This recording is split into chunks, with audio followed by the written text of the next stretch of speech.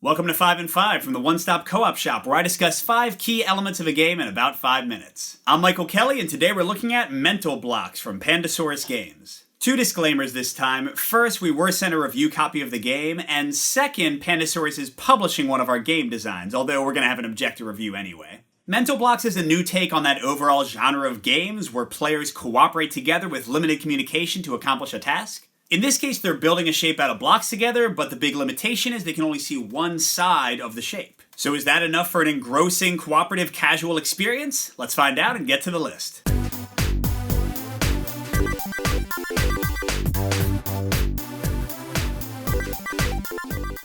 We're starting out with a mix at number 5, and that's the variety of player counts the game supports. You can play mental blocks with as few as 2 players, or up to 8 players, or even 9 if you want to throw out the whole co-op thing and have a traitor in the mix. On the positive side, I love casual or party games that have such diversity in player counts you can really bring it out for any group. But on the negative side, the game is really at its best with 4 players and gets a little worse in either direction. With 3 or 2 players, everyone can see a few of the sides communally, so it makes figuring out the puzzle a bit too easy. And with 5 or more players, some players will have an isometric view of the shape where they can see how things fit together better, which again makes the experience a bit too easy. So I think really for the perfect difficulty, you want 4 players. Number 4 is another mix, one that's going to depend a lot on your player group, and that's the restrictions and quirks you can add to the game. With just the base task of building the blocks, we quickly found the game fairly easy, so it includes both restriction cards and quirks you can add in to up the challenge. And these quirks impose silly to ridiculous restrictions on the players,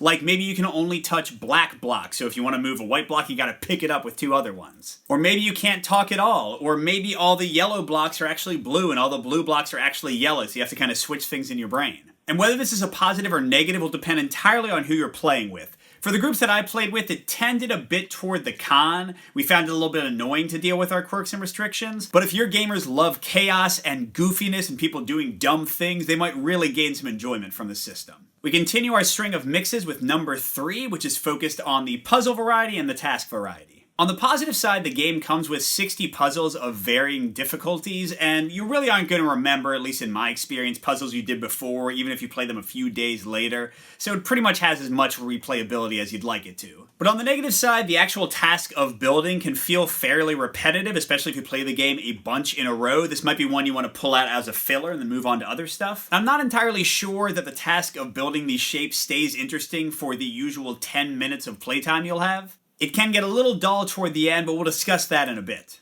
But we do have a full pro at number 2. One of the key concepts of the game, as we already mentioned, which is building the shape from a limited perspective. It can be a really hectic and exciting experience to be seeing just one side of a shape on your card and have fun arguments with the other players. No, that can't be blue, it has to be white, I see white there, and just kind of figure out how to work with the shapes to make that happen in a cooperative way. It's really nice sometimes.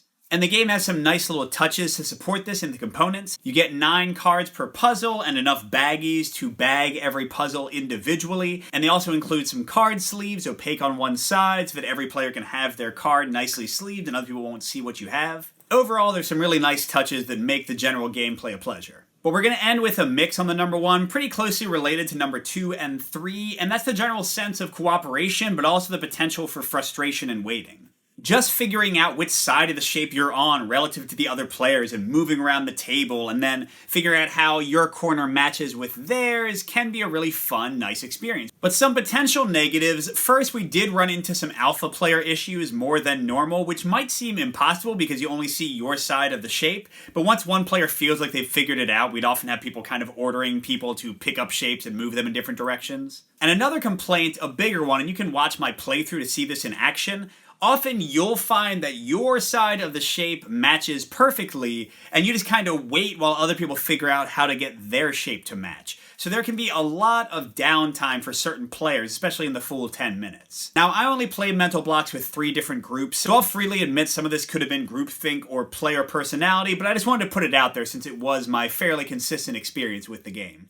Overall, I think mental blocks is a fairly fun, cooperative experience. I don't think I'd ever want to play it in big marathons, but I can totally see bringing it out for a play or 2 every once in a while at a party or at the beginning of a game night. But I think the main question you have to ask yourself before you put money down for this one is how much your game group will enjoy that chaos I mentioned earlier. If they can really get into including a ton of restrictions and quirks and making even the most basic puzzles become this crazy mishmash of confusion, I think this game could be a real winner for you. But if instead you expect your players to grow frustrated with that kind of experience, I would say this one is probably better as a pass.